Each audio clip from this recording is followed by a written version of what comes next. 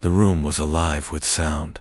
Voices echoed off the walls, sharp and urgent, as representatives from across the galaxy filled the council chamber. The air smelled faintly of metal and ozone, a reminder of the advanced technology that powered the space station where they had gathered. At the center of it all stood Daniel Harper, humanity's representative. His face was calm, but his eyes betrayed a flicker of unease. He adjusted the collar of his dark suit as he listened to the growing chorus of complaints directed at Earth. For years, humanity had refused to sign treaties proposed by the Galactic Council. These agreements were meant to keep peace among the stars, to ensure cooperation and mutual respect between species. But Earth always said no. Sovereignty, they argued. Self-determination. They didn't want outsiders telling them what to do. This time, though, their rejection of the Accord of Unity had crossed a line. Alien leaders leaned forward in their seats, some shouting accusations, others whispering furiously to their aides. Panic rippled through the room like a wave. Kill. The council leader raised a hand for silence. His long, slender fingers glimmered under the artificial light, and his deep voice carried authority. Enough, he said firmly. The noise died down, though tension still hung thick in the air. We must address this matter rationally. Humanity's refusal threatens not only our unity, but also the stability of the galaxy. Harper stepped forward, his movements deliberate. He knew every eye in the room was on him. Some looked angry, others curious, but none seemed willing to give him the benefit of the doubt. Earth values its independence, he began, his tone measured. But we are not your enemy. We seek progress on our own terms, not dictated by others. As delegate slammed his fist on the table. The Zorathians were tall, muscular beings with skin like polished obsidian. Their reputation as warriors made them formidable opponents. Your independence is reckless, the alien bellowed. You expand without care, ignoring boundaries and laws. You endanger us all. Murmurs of agreement spread through the chamber. Laura Bennett watched the scene unfold from her seat in the press gallery. She was a journalist, known for her sharp reporting on interstellar affairs. Her pen hovered over her notebook as she scribbled notes. Something about this meeting felt different, more charged, more dangerous. She glanced at Dr. Nathan Cole, a xenobiologist seated nearby. He nodded toward her, his expression grim. They both understood the stakes. Back on Earth, people were divided. Some supported Harper's stance, believing humanity should chart its own course. Others worried that rejecting treaties would isolate Earth further, making enemies of powerful alien civilizations. Laura had spent weeks interviewing experts, trying to piece together why humanity kept saying no. Was it pride, fear, or something else entirely? As the debate continued, Harper found himself cornered. Alien delegates pressed him with questions, demanding answers he couldn't fully provide. He spoke carefully, avoiding specifics. Yet even he couldn't ignore the growing sense of unease. Somewhere, someone was pulling strings, someone who didn't want peace. And if Harper couldn't figure out who, the consequences could be catastrophic. Laura leaned back in her chair, her mind racing. Whatever happened next, one thing was clear: the galaxy was watching, and humanity's choices would shape the future for better or worse. The chamber grew quieter as Kelver called for order once again. His voice, slow and deliberate, filled the room like a calming breeze after a storm. We must not let emotion guide us, he said, his glowing eyes scanning the crowd. This council was built on dialogue, not division, but even he couldn't hide the tension in his posture. The Zorathian delegate crossed his arms, his massive frame towering over the table. His gaze burned with barely contained fury. Across the room, a Valen representative spoke up. The Valens were small, delicate creatures with translucent skin that shimmered faintly in the light. Their voices were soft, almost musical, but carried an undeniable weight. War benefits no one, the Valen said gently. If we act rashly, we risk tearing apart everything we've worked to build. Let us find another way." Harper listened intently, though his expression remained guarded. He knew the Valens were allies, neutral parties who often mediated disputes, but their words weren't enough to quell the rising anger in the room. The Zorathians weren't the only ones upset. Other species, some of whom had long harbored resentment toward humanity, began to voice their frustrations. Accusations flew back and forth, each one sharper than the last dot. Laura watched from her seat, scribbling furiously in her notebook. She noticed how Harper's jaw tightened every time someone mentioned Earth's expansion into uncharted territories. It was true, humanity had been pushing its borders further and further into space, claiming planets and resources without consulting the Council. To many alien species, this looked like aggression. To humans, it was survival. After the session ended, Laura approached Dr. Nathan Cole. He stood near the exit, scrolling through data on a tablet. "What do you think?" she asked, her tone casual but probing. "Do you believe Harper can fix this?" Cole hesitated before answering. He adjusted his glasses, a nervous habit he'd developed over years of research. "It's complicated," he admitted. "Earth's refusal to sign treaties isn't just about pride or independence.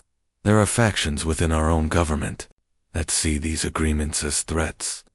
They fear losing control over our destiny." Laura frowned. "You mean there's more going on than what we're seeing here?" "Exactly," Cole replied. "Some people in power don't trust the Council, the aliens. They think signing treaties would leave us vulnerable. That's why they push back so hard." Back on Earth, the situation was equally tense. News outlets broadcast clips of the council meeting, sparking heated debates online and in public forums. Some citizens rallied behind Harper, praising him for standing firm against alien interference. Others accused him of arrogance, warning that his actions could lead to disaster. Protesters gathered outside government buildings, holding signs that read "Peace over Pride" and "Protect our planet." Meanwhile, Daniel Harper returned to his quarters aboard the council station. He sat at a desk littered with papers and holographic screens displaying reports and memos. Rachel Meyer, his trusted aide, entered quietly, carrying a tray with 2 cups of steaming coffee. "You look like you need this," she said, placing the tray down. Harper managed a weak smile. "Thanks, Rachel. I could use it." He took a sip, letting the warmth spread through him. "I'm starting to wonder if we're fighting the right battle." Rachel raised an eyebrow. "What do you mean?" "I mean, maybe the problem isn't just the Council or the aliens. Maybe it's us." Harper leaned back in his chair, staring at the ceiling. "Every decision we make seems to create more enemies. And now, with the Zorathians calling for war." He trailed off, shaking his head. Rachel sighed. "You can't blame yourself for everything, Daniel. This goes deeper than any one person. But if we don't start finding solutions soon." She didn't finish her sentence. They both knew what she meant, as the galaxy braced for what might come next. Laura boarded a shuttle bound for Mars. Her sources had hinted at something big, a secret project hidden beneath the red planet's surface. If her instincts were right, it could change everything. For now, all she could do was wait, and hope she wasn't too late. Daniel Harper stared at the encrypted message on his tablet, his brow furrowed. It was late, and the hum of the council station's systems provided a steady backdrop to his restless thoughts. The message had arrived without warning, sent by an anonymous source claiming to know secrets about Earth's government. At first, Harper dismissed it as another attempt to rattle him. There were always whispers and rumors swirling around diplomats like him. But something about this one felt different. The sender claimed that powerful factions within Earth's leadership were deliberately sabotaging diplomatic efforts. Their goal, according to the message, was to provoke conflict with alien species. "They want war," the text read, "and they're using you to make it happen." Harper's fingers hovered over the screen, unsure whether to delete it or dig deeper? He glanced at Rachel Meyer, who sat nearby, reviewing documents for their next meeting. Rachel, he called softly, holding up the tablet. Take a look at this.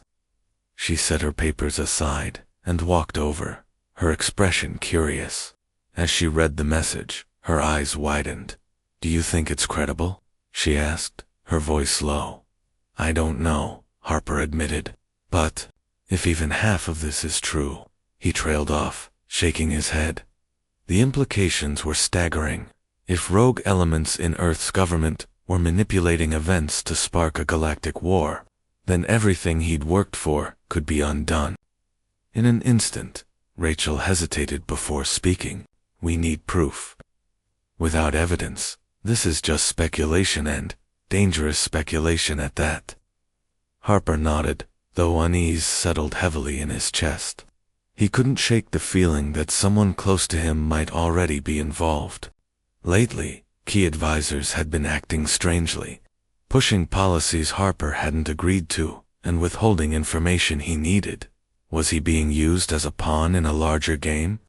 While Harper wrestled with these questions, Laura Bennett landed on Mars. The red planet loomed outside her shuttle window, its barren surface dotted with human settlements and sprawling industrial complexes. She stepped onto the dusty ground, pulling her coat tighter against the cold wind. Her contact, a scientist named Dr. Alina Ruiz, was waiting for her near the entrance to a secure facility disguised as a research outpost. This way, Ruiz said briskly, leading Laura through a maze of corridors. The air smelled faintly of metal and chemicals, and the walls were lined with blinking control panels. What I'm about to show you is highly classified. If anyone finds out I brought you here, you have my word, Laura interrupted gently. I won't put you at risk. Ruiz nodded, but said nothing more until they reached a locked door. She entered a code, and the door slid open with a soft hiss. Inside, rows of screens displayed schematics and data streams. Laura's eyes widened as she realized what she was looking at.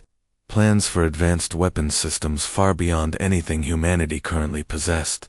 This is Project Eclipse, Ruiz explained quietly. It's a secret initiative funded by rogue elements in Earth's military-industrial complex. They've been reverse engineering alien technology to create weapons capable of rivaling even the most advanced alien fleets. Laura's mind raced. If this project became public knowledge, it would destroy any chance of peace. Alien species would see it as a direct threat, and humanity would be branded as aggressors. Why are you showing me this? She asked finally. Because someone needs to tell the truth, Ruiz replied. If people don't know what's happening, we're all doomed. Back on the council station, Harper received another unexpected visitor, General Marcus Hale, a high-ranking officer from Earth's military. Hale's presence was unusual. He rarely attended diplomatic functions. His broad shoulders and stern demeanor commanded attention as he approached Harper's quarters. We need to talk, Hale said bluntly, stepping inside without waiting for an invitation. There are things you don't understand, Harper. Things that go beyond treaties and councils. Harper crossed his arms, his suspicion growing. Like what? Hale leaned closer, lowering his voice. Survival. Humanity's survival depends on strength, not words. Trust me, I'm doing what's best for Earth. As Hale spoke, Harper felt a chill run down his spine.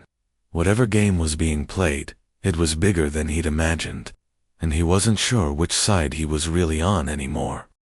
The tension in the galaxy reached a breaking point when a Zorathian reconnaissance fleet entered human-controlled space.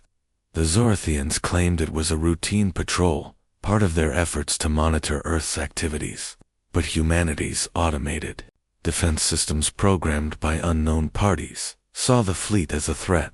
Without warning, turrets stationed on asteroids and orbital platforms opened fire, unleashing barrages of energy blasts that tore through the alien ships within minutes. 3 Zorathian vessels were destroyed, their wreckage drifting silently in the cold void of space. The remaining ships retreated quickly, sending urgent distress signals back to their homeworld. News of the attack spread like wildfire, igniting outrage across the galaxy. For the Zorathians, it was an act of war. Their leaders demanded justice, calling for immediate retaliation against Earth. Daniel Harper was summoned to an emergency session of the Galactic Council. His face was pale as he took his seat, aware that all eyes were on him. The chamber buzzed with anger and disbelief. Kelver struggled to maintain order, but the voices rose louder, each species adding its own demands and accusations. "Explain this," shouted the Zorthian delegate, slamming his fist on the table. "Your aggression cannot go unanswered." Harper stood slowly, his hands gripping the edge of the podium. "I assure you, this was not authorized by Earth's legitimate government," he said, his voice steady despite the chaos around him. "We are investigating how this happened." But his words fell on deaf ears. Many delegates refused to believe him, pointing to humanity's history of defying treaties and expanding aggressively. Even some of Earth's allies began to distance themselves, fearing association with a species now labeled as unpredictable and dangerous. Back on Earth, Laura Bennett worked tirelessly to uncover the truth behind the attack. She had returned from Mars with damning evidence about Project Eclipse, but publishing it outright would risk starting a panic or worse, a full-scale war. Instead, she focused on tracing who had programmed the defense systems to react so violently.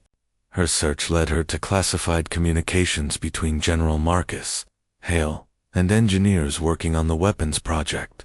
Laura discovered that Hale had personally overseen upgrades to the defense networks, embedding protocols designed to target alien ships without human oversight. It wasn't just negligence, it was deliberate provocation. Armed with this information, she confronted Dr. Nathan Cole, hoping he could help her make sense of it. "This is insane," Cole muttered after reviewing the data. "Hale isn't just preparing for war, he's trying to start one. Why would anyone do this? Because they think humanity can't survive without dominance?" Laura replied grimly. "They see peace as weakness." Meanwhile, Rachel Meyer dug deeper into the events surrounding the attack. She accessed restricted files using credentials Harper didn't know she had. What she found horrified her. Orders signed by high officials authorizing the modifications to the defense grids. Someone within Earth's government wanted conflict and they were willing to sacrifice lives to get it. As the council debated humanity's fate, Harper grew increasingly desperate. He needed proof to clear Earth's name, but every lead seemed to point back to people he couldn't trust. When Rachel shared her findings with him, his expression darkened. "This goes higher than I thought," he murmured. "If we don't act fast, we'll lose everything." In the shadows, General Hale watched developments unfold with satisfaction. To him, the attack was a necessary step away to unite humanity under a single banner, while exposing alien threats. But even he couldn't predict the storm his actions would unleash. Across the galaxy, protests erupted as citizens of various species called for accountability. The fragile peace brokered by the council teetered on the brink of collapse, and somewhere in the chaos, Laura prepared to publish her report, knowing it might be the only chance to expose the truth before it was too late. Laura stood in the dim glow of her workstation, staring at the screen filled with classified documents. Her fingers hovered over the keyboard, trembling slightly. The evidence before her was explosive proof that General Marcus Hale and others within Earth's military-industrial complex had orchestrated the attack on the Zorathian fleet. It wasn't just negligence or a system malfunction. It was a calculated move to provoke war. Publishing this information could change everything, or it could destroy her. She glanced at Dr. Nathan Cole, who sat nearby, his face lined with worry. "If I release this," Laura said quietly, "it'll turn the galaxy upside down. People will demand answers, and not everyone is going to like them." Cole nodded slowly. "But if you don't, those behind this will keep pushing us closer to disaster." You're the only one who can stop them. Taking a deep breath, Laura hit send. Within hours, her report went live, spreading across news networks and social media platforms. The headline was bold and impossible to ignore. Earth's military secretly provoked alien attack. The article detailed Project Eclipse, the rogue faction's plans for advanced weaponry, and Hale's involvement in programming the defense systems to target alien ships. Screens lit up across the galaxy as billions of beings read her words. The reaction was immediate. On Earth, protests erupted outside government buildings and military bases. Citizens demanded transparency, while opposition leaders called for investigations into Hale and his allies. In the council chamber, delegates were stunned. Even Kelver, usually calm and composed, looked shaken as he read excerpts from Laura's report aloud. "This changes everything," the Valen representative whispered, her voice trembling. "If what she says is true, then humanity has been betrayed by its own leaders." Daniel Harper felt a mix of relief and dread. Finally, there was proof that Earth's legitimate government wasn't responsible for the attack. But the revelation also meant confronting powerful enemies within his own ranks. He called an emergency meeting with Rachel Meyer, knowing they had to act quickly. "We need to isolate Hale and his group," Harper said firmly. "If we don't, they'll use this chaos to seize even more control." Rachel agreed, but warned him of the risks. "They won't go down without a fight. And if they suspect we're coming after them," Harper cut her off. "We don't have a choice. This is our chance to show the galaxy that not all humans are aggressors." Meanwhile, General Hale watched the fallout unfold from his secure command center. His expression remained calm, almost smug. To him, Laura's expose was merely a temporary setback. "Let them scream," he muttered to one of his aides. "By the time they realize what's truly at stake, it'll be too late." But cracks began to form in his operation. Engineers and scientists working on Project Eclipse grew uneasy as public pressure mounted. Some defected, leaking additional details about the project to investigative journalists. Others destroyed evidence, fearing retribution. The one secret initiative was now under intense scrutiny. Back on Mars, Dr. Alina Ruiz faced consequences for helping Laura. Security forces arrived at her lab, searching for any trace of collaboration. She managed to erase most of the data before they arrived, but she knew her career and, possibly her freedom, was over. Still, she didn't regret her decision. Someone had to tell the truth, she whispered to herself as she was led away. As the days passed, the Galactic Council convened again to discuss humanity's future.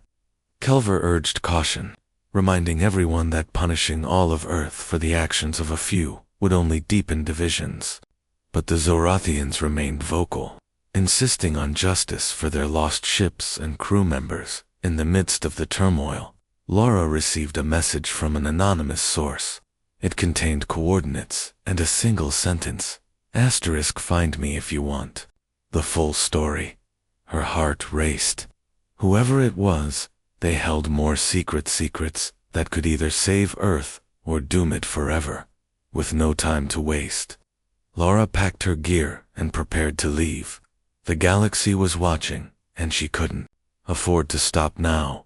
Dr. Patricia Lee stepped off her shuttle onto the dark surface of Outpost 7.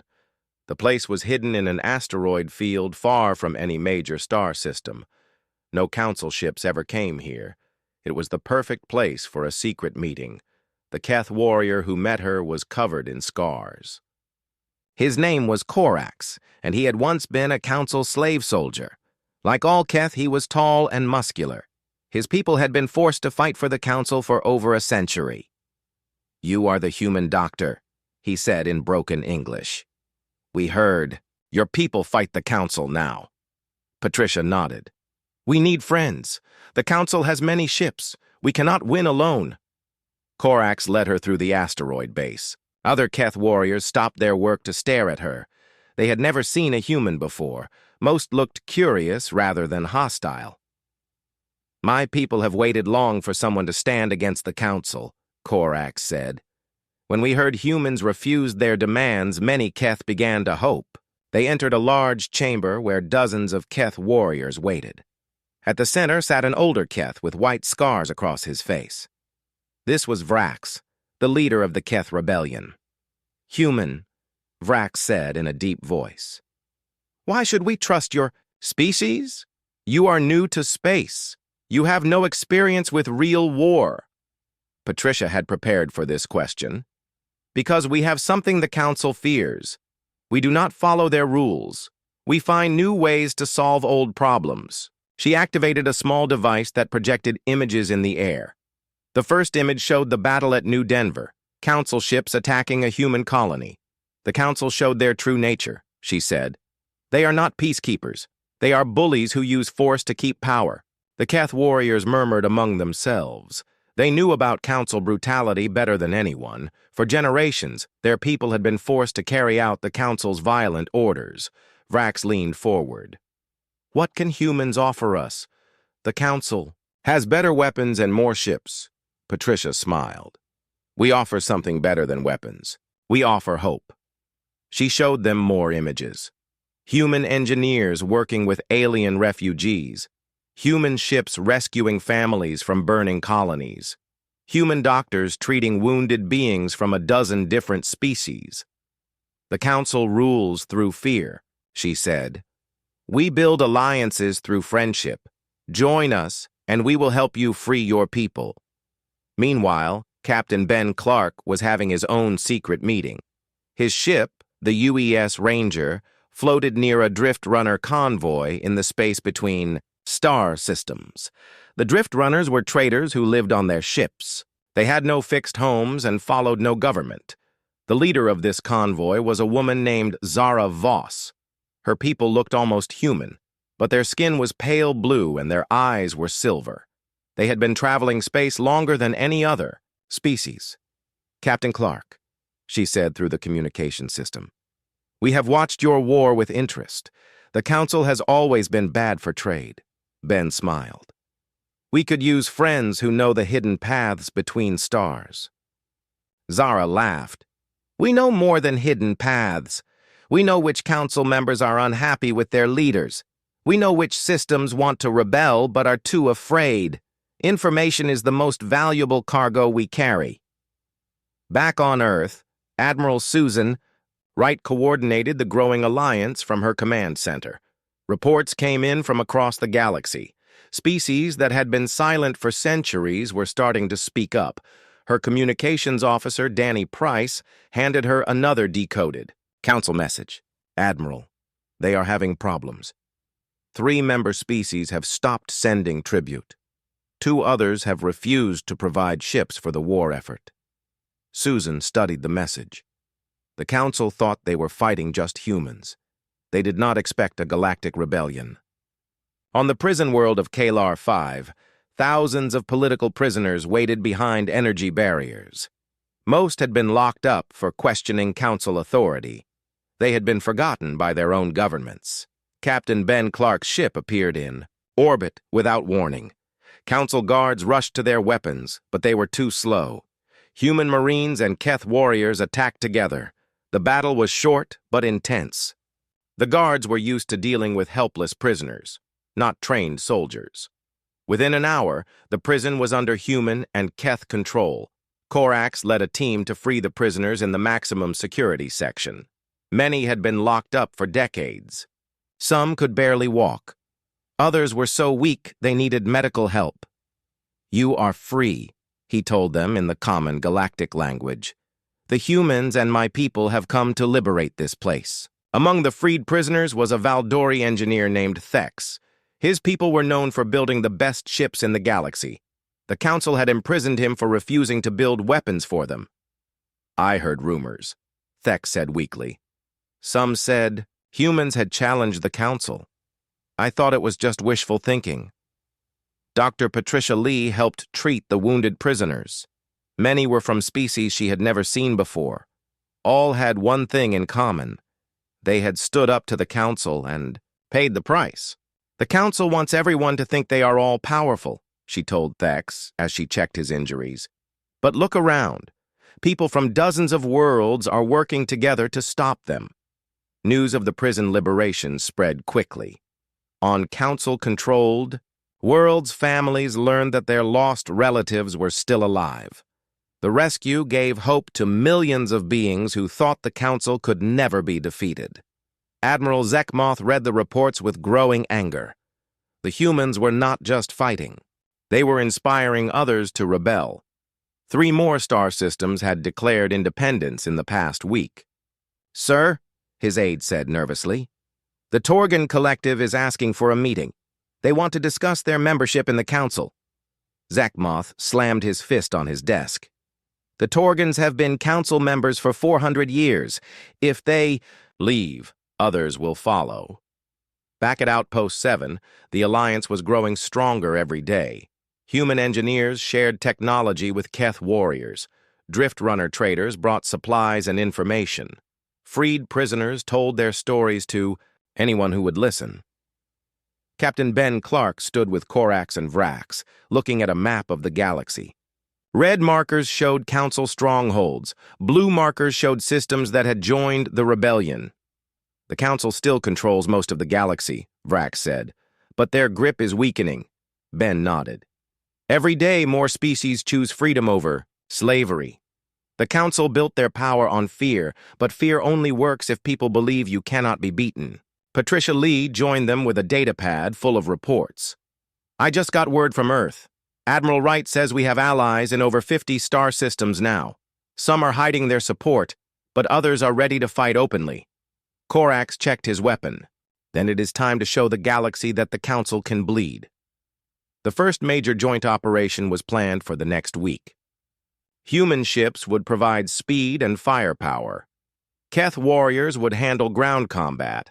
Drift runners would scout ahead and provide supplies. Freed prisoners would help with intelligence about council facilities. As they prepared for battle, beings from a dozen species worked side by side. The council had ruled by keeping species apart, making them distrust each other. But the human rebellion was bringing them together. On the bridge of her command ship, Admiral Wright received reports from across the galaxy. The war was spreading, but so was hope. The council's empire was starting to crack.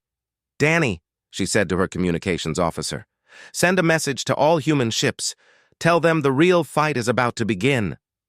The galaxy was choosing sides, and the council was discovering that fear was not as powerful as hope. Captain Maria Santos watched the massive council shipyard grow larger on her view screen. The facility was the size of a small moon. Hundreds of warships were being built there. If the yard was not destroyed, those ships would be used against human colonies. "Remember," she told her crew, "we get in fast, plant the charges, and get out. The council will not expect us to attack such a heavily defended target." Engineer Frank Turner checked his demolition equipment one more time. "Captain, these charges will take out the main construction bays, but we need to get close to place them." Weapons specialist Kate Morgan studied the tactical display. 30 defense platforms around the yard. Each one has enough firepower to destroy our ship. "How do we get past them?" Maria smiled. "We do not go past them. We go through them." Her plan was crazy, but it might work. The UES Phantom was designed for stealth missions. It could hide from most sensors, but only if it moved slowly. Maria wanted to attack at full speed. "Frank, can you redirect power from life support to the engines?" "Yes, but we will only have 30 minutes of air if I do that." "That is enough time," Maria said. "Kate, prepare the railguns. We will only get one chance at this." Across the galaxy, the war was spreading. Trade routes had been cut. Neutral. Systems were choosing sides. The Council's iron grip on the galaxy was breaking apart. On Earth, intelligence analyst Greg Adams studied captured Council documents. What he found made him angry. For thousands of years, the Council had been stopping other species from developing new technology.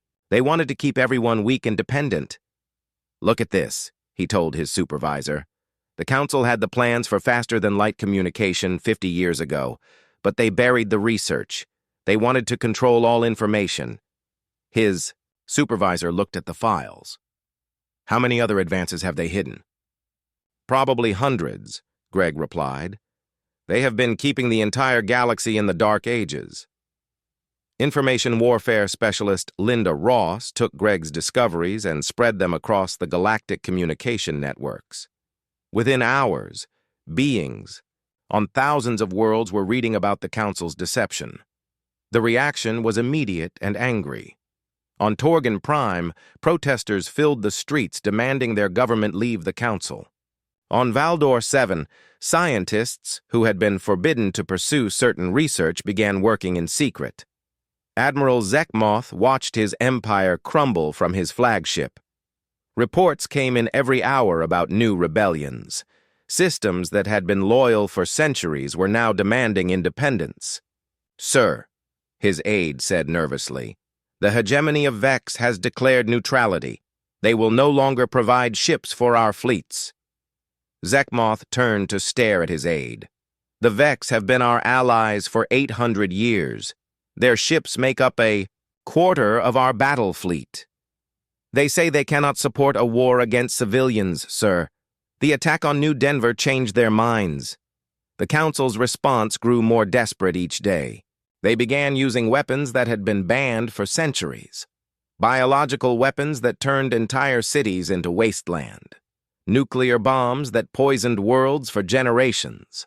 Commander Alex Porter was on the planet Kelthara when the Council attacked. It with illegal weapons. He was there to evacuate human diplomats, but he could not leave the dying world without helping. "Get everyone you can into the shuttles," he told his crew. "Kelthara civilians, too. We cannot leave them here to die." His pilot looked worried. "Sir, the shuttles are already overloaded. If we take more people, we might not make it to orbit."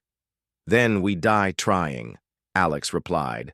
"I will not let the Council murder innocents while I watch." Alex recorded everything, as his shuttles carried refugees away from the poisoned world. The images showed Keltheran children coughing up blood, families dying in the streets, an entire civilization being murdered because their government had joined the Human Alliance.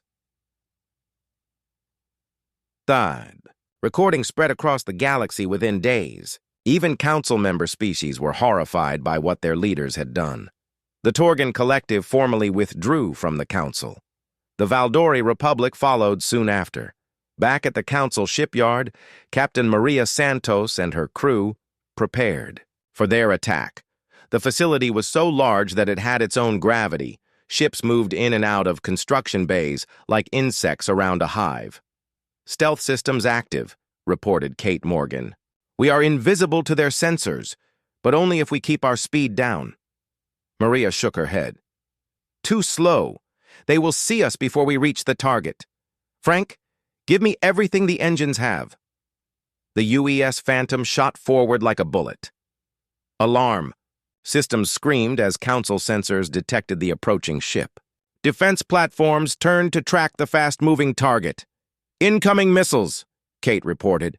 12. No, 20. They are throwing everything at us." The human ship twisted and rolled through space. Frank's modifications had made them faster, but also less stable. Maria fought to keep the ship on course as explosions filled the space around them. "There," she pointed at the main construction bay. "That is our target." Kate fired the rail guns at the same time Frank activated the demolition charges. The weapons hit the shipyard's central structure just as the explosives detonated. The entire facility shook like an earthquake. "Warning," Frank called out. "We are too close to the explosion. The blast wave is going to hit us." The shock wave caught the Phantom and threw it through space like a toy. Systems failed throughout the ship. The lights went out. The artificial gravity stopped working, but when the smoke cleared, the Council shipyard was burning. Half of the construction bays were destroyed. Dozens of unfinished warships drifted in space, broken and useless. On the planet below, millions of beings watched the battle through telescopes and electronic screens. They saw a single human ship destroy a facility that had taken decades to build. The Council suddenly seemed less powerful than before. Admiral Zekmoth received the report while planning his next attack. The loss of the shipyard was a major blow. Those ships would have been ready for battle in 6 months. Now they would never be completed. "How many ships did the humans use?" he asked. His aide checked the report twice before answering. "One, sir. A single human ship destroyed the entire facility." Zekmoth felt a cold fear in his chest. If humans could do this much damage with one ship, what could they do with 100 or 1,000? But the Council's worst problem was not human ships. It was the rebellion spreading across the galaxy. Every day, more systems declared independence. Every week, more Council fleets changed sides or simply went home. On the neutral world of Haven Station, representatives from dozens of species met in secret. They were planning a new government to replace the Council, a system based on cooperation instead of domination. Dr. Patricia Lee represented humanity at these meetings. She worked with beings she had never heard of before the war. All of them shared the same dream of a free galaxy. "The Council's power comes from fear," she told the assembly. "When people stop being afraid, the Council has nothing left." An old Torgan diplomat nodded. "My people have been Council members for 4 centuries. We thought we had no choice. Now, we see that there is always a choice." The meetings continued for days. Plans were made for a new galactic federation, one where every species would have an equal voice, where technology would be shared instead of hoarded, where war would be the last option, not the first, but first they had to finish the war against the Council. And Admiral Zekmoth was not planning to give up without a fight. He gathered the largest fleet in galactic history, ships from 100 worlds, weapons that could destroy entire solar systems. The full power of the Council's empire focused on one goal: destroying humanity and their rebellion. The final battle was coming, and the fate of the galaxy would be decided among the stars.